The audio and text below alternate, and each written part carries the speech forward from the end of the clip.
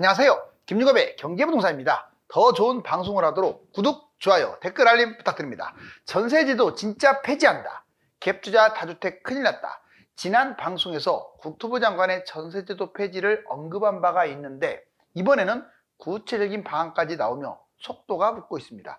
우선 그 첫 단계로 에스크로, 즉 전세보증금을 집주인이 아닌 은행에서 관리하는 방안이 논의되고 있는데 이렇게 되면 사실상 갭투자가 폐지된다고 보시면 됩니다.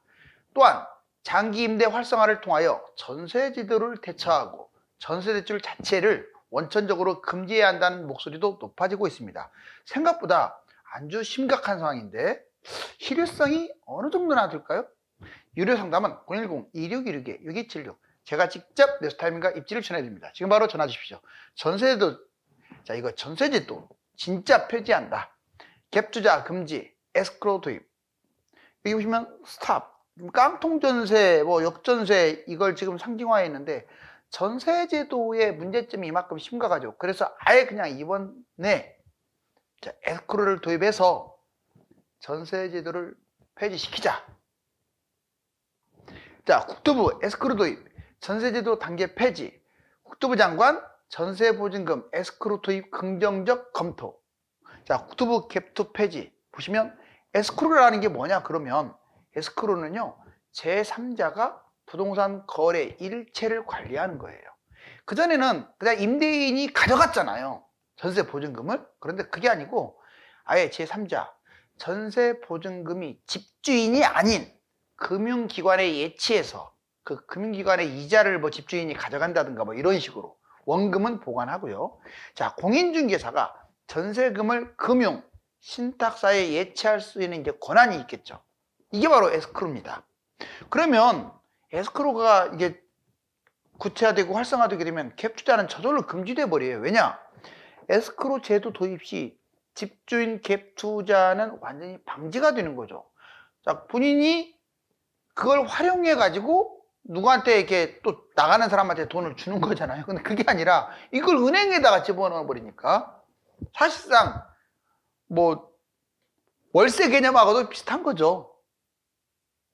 갭투자 금지, 전세는 존속하면서 전세금은 갭투자를 할 수 없다. 즉 이제 에스크로 제도도 있지만 갭투자만 금지하는 방법도 지금 논의되고 있어요. 전세는 존속하되 갭투자를 못하게 하는 거죠. 에스크로, 갭투자 금지. 근데 이게 쉽지 않습니다. 시장에 엄청난 혼란을 줄 거예요. 시간이 많이 걸릴 제도인데 글쎄요, 원희룡 장관 때도 한번 이 얘기가 둘 다 나왔다가 전혀 그런 일이 없었다는 듯 쑥 들어갔는데 이번에는 어떨까요? 자, 긍정적 검토. 에스크로 긍정적 검토에서 부작용을 방지하겠다. 지금 국토부 장관이 직접 한 말입니다. 전세제도, 이거는 역전세, 깡통전세, 집값 부작용이 너무 많다. 전세제도가 갭투자를 유발하고 전세 사기, 이것이 지금 반복되는 역할을 하는데 이게 다 모든 문제점이 우리나라만 갖고 있는 전세제도 때문에 그렇다. 그래서 에스크로를 도입하든 아니면 갭투자만 금지시키든 아니면 전세 자체를 그냥 없애버리든. 자, 지금 국토부 장관이 직접 설파한 내용이죠. 이번에 또 박상호 국토부 장관이 전세 폐지, 그 이전에 시사했던 내용을 또 같이 정리해 보니까 전세에 있는 한 갭 투자는 필연적이다. 그래서 월세하고 지금 전세, 이게 두 가지가 있잖아요. 그래서 월세와 전세는 없애고 장기 임대를 하자. 바로 이 장기 임대 활성화, 이거를 지금 내놓은 거예요. 보면은 자, 박상호 전세 폐지, 전세 폐지는 보증금 7, 80%, 이거는 대출, 사실상 대출이나 똑같다. 은행에 월세 받는 거나 다른 바가 없다. 자, 부작용이 근데 너무 많다. 왜? 역전세, 깡통전세, 그리고 위험에 노출돼 있다. 역전세는 전세하고 매매가가 너무 벌어져 가지고 전세를 못 돌려주는 거고요. 깡통전세가 집값을 초월해 가지고 반대로 못 돌려주는 건데 둘 다 위험하긴 마찬가지. 전세 사기가 늘어나고 있고 부자들은 그걸 악용하고 있고 갭투자를. 자, 장기 임대, 전세 폐지가 공론화되는데 이게 필요하다. 왜? 어쩔 수 없이 이거는 부작용은 따를 수밖에 없으니까 감내하고, 전세 폐지가 어렵다면 자, 이걸 장기 임대 제도를 마련해서 점진적으로 없애는 방법이 있다. 민간이 양질의 임대주택 공급을 해서 집값을 안정하는 방향도 있다. 즉 장기 임대가 뭐 국가에서만 하는 게 아니라 민간이 양질의 전세보다 훨씬 싼 임대주택을 공급하자 이 말이죠. 자, 폐지가 충분히 가능하다. 왜? 전세제도 없애야 주거 환경이 개선되고 우리나라만이 가지고 있는 제도다. 얼마든지 폐지 가능하다. 한국만의 제도. 그렇기 때문에 안 된다고 하는 게 아니라 관행에 젖어서 얼마든지 가능하다. 장기적으로 장기 임대와 월세 형태 이 두 가지로 추진하자. 구체적으로 전세제도 폐지 구체적인 방안을 한번 보자고요. 먼저 전세제도 폐지 자체. 이거는 중장기적으로 지속이 돼야 돼요. 한 번에 폐지된다? 어떻게 되겠습니까? 30년 이상 이어온 제도가. 그 다음에 갭 투자를 먼저 폐지시키는 방안은 있어요. 전세를 활용한 투자 금지. 즉 전세를 임대인이 받되 은행에다 넣어놓고 그 이자만을 받는 뭐 이런 제도. 그 다음에 에스크로라고 방금 말씀드렸듯이 전세보증금 이걸 집주인이 관리하는 게 아니라 은행에서. 그러면 갭 투자 자체가 사라지는 거죠. 그 다음에 장기 임대 활성화. 월세하고 전세가 아니라 월세와 장기 임대 이렇게 두 가지로 가자. 집에 없는 사람들은 더 싼 전세에 살 수 있도록 하는 게 장기 임대죠. 그 다음에 보증금 플러스 월세 활성화. 해외 임대 제도를 잘 활용하게 되면 얼마든지 월세를 활성화할 수가 있다. 월세가 살아나야 전세가 사라지니까. 마지막으로 전세 대출을 해줘도 안 된다. 점진적으로 없애야 한다. 왜? 전세 대출을 인정하는 순간 전세 제도는 영원히 지속될 수밖에 없다. 자, 이제 원희룡 장관부터 전세 폐지 방안이 계속 나왔었어요. 원희룡도 박상우도 질타한 전세 제도 진짜 폐지될 수 있을까요? 전세 폐지 방안, 전세 폐지. 문제점은 전세 사기, 깡통 전세, 집값급 등.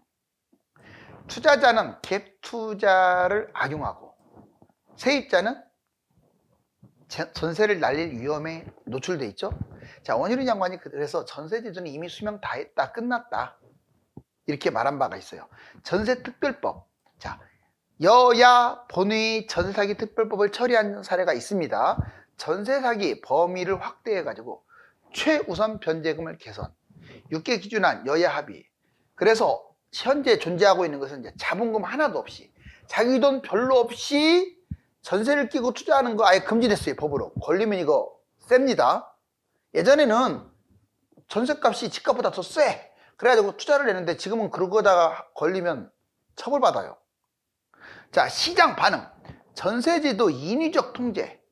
장기적으로 퇴출. 전세제도는 지금 통제를 하고 장기적으로 이제 퇴출을 한다는 건데 갭 투자 무주택 전세가 유주택 부를 창출했다. 그렇죠? 어떤 면에서 싸게 전세 살았다고 좋아했는데 세입자들이 싸게 전세 살았다고 좋아했는데 집주인은 그것보다 10배 이상의 돈을 번 거예요. 10년 전의 전세값은 그 10년 전의 돈은 10년 후에는 2배 이상 불려야만 그 돈이 되는 거예요. 집값도 뛰고 물가도 뛰고. 그러면 전세로 계속 사는 사람들은 돈 가치가 줄어드는 거죠.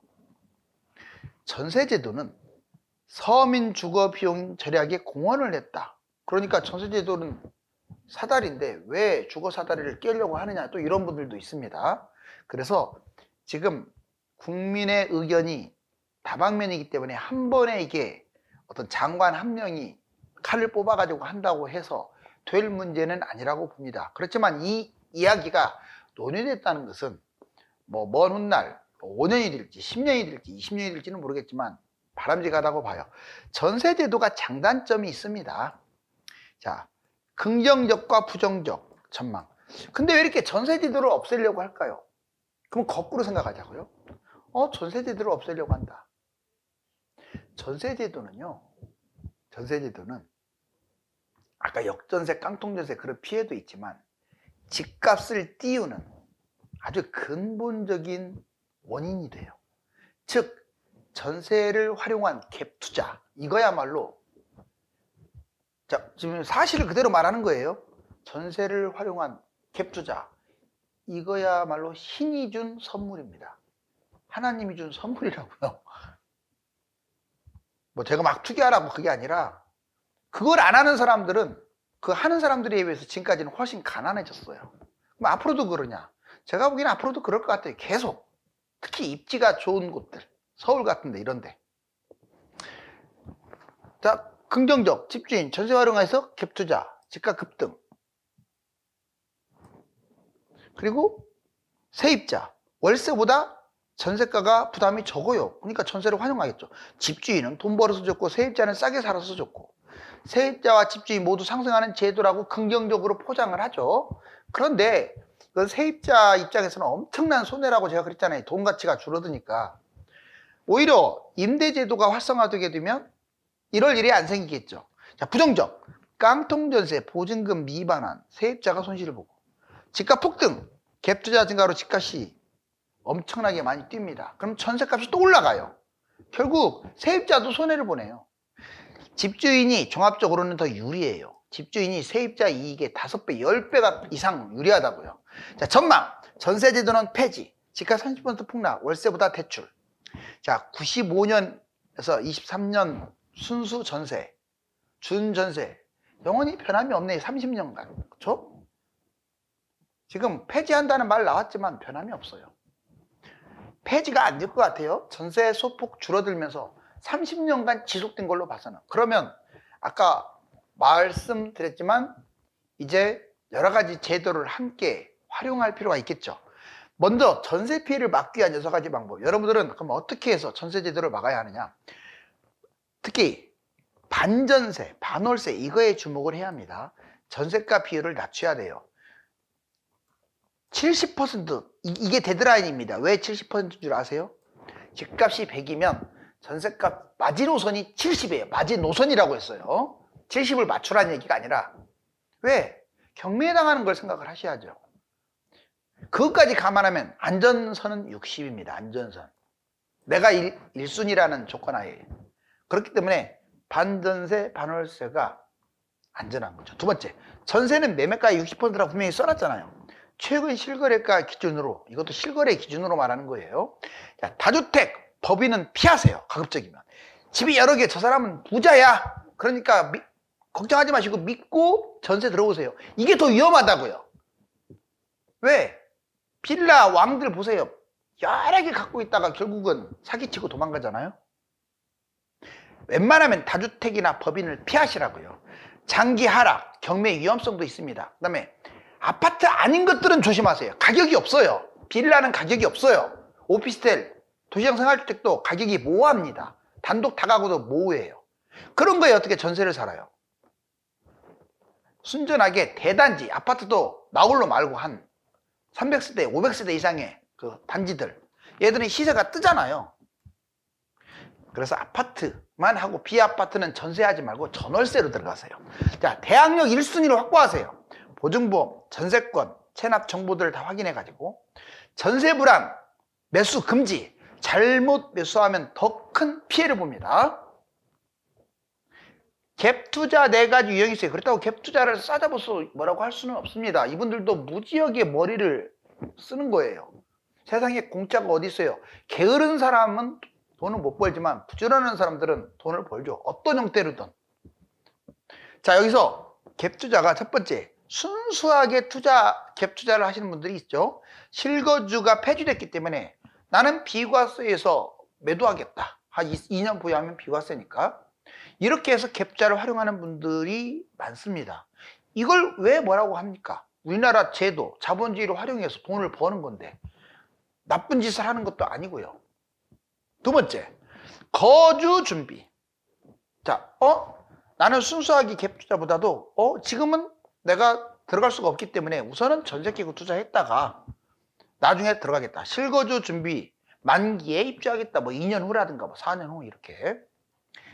상황 봐서 실거주할 수도 있고 그냥 갭 투자로 매도할 수도 있고. 마지막으로 추가 투자. 자, 내가 집은 있어. 그런데 일시적 이주택으로 하나 뭐 하나 잡아놓고 싶다. 뭐 여유 갭 투자할 수도 있고요. 또 자녀 앞으로도 뭐 할 수 있다. 자, 증여나 대여를 해가지고 전세 장기간 살면 위험합니다. 왜 위험하냐면 뭐 역전세, 깡통전세는 둘째 치고요. 여러분들 재산이 늘어나지는 않아요. 자, 10억이 10년 지나면 5억도 안 돼요. 10억이 10년 지나면 5억도 안 된다고요. 결국 전세 살면 망한다 이 말밖에 더 되나요? 물론 집값이 계속 뛰지는 않지만 그렇다고 하락보다는 상승할 확률이 커요. 계속 우상향했기 때문에. 전세, 문제점은 전세금이 묶여가지고 벼락거지가 될 수가 있고, 두 번째, 필요할 때 집값 2년 이상 하락한다는 조건. 그렇죠. 자, 집값 뛸 때 전세금 잔금에 맞춰 매수 계약, 이런 방법들이 있긴 해요. 근데 전세 살면 집을 살 수가 없어요. 내 돈이 묶여버려가지고.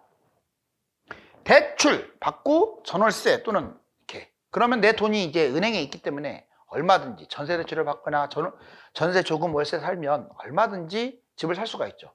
전세 대출 4에서 5% 금리 대출 현금 보유해가지고 갭 투자를 할 수가 있죠. 내 돈. 전월세 월세 중심으로 살기 때문에 내 돈이 있잖아요. 자, 집 살 수 있고, 집값이 뛸 때 보유현금, 실거주, 갭 투자 다 가능하죠. 현금 보유 관망하는 거죠. 집값이 부동산 변고점 전후에 이제 뛸만 하면 그때 매수를 하는 거죠. 매입, 집값이 점진적 상승 추세일 때 시작. 자, 기다림, 2차 폭락, 장기 하락일 경우는 섣불리 잡으면 안 돼요. 지켜봐야지. 자, 이거 뭡니까? 어우, 전세 사다리 뚝 끊겼네요. 지금 계단이 뚝 끊겼죠? 땅에 떨어지네요. 전세제도는 주거 사다리가 아니라, 잘 들으세요. 전세제도는 주거 사다리가 아닙니다. 무주택 서민들을 가난하게 만드는 대물림 제도예요. 잊지 마세요. 전세제도는 우리나라만에 존재하는 제도로서 주거 사다리 명목하에 역전세, 깡통전세, 집값 폭등, 빈부 격차 등 수많은 문제점을 야기하고 있습니다. 감사합니다.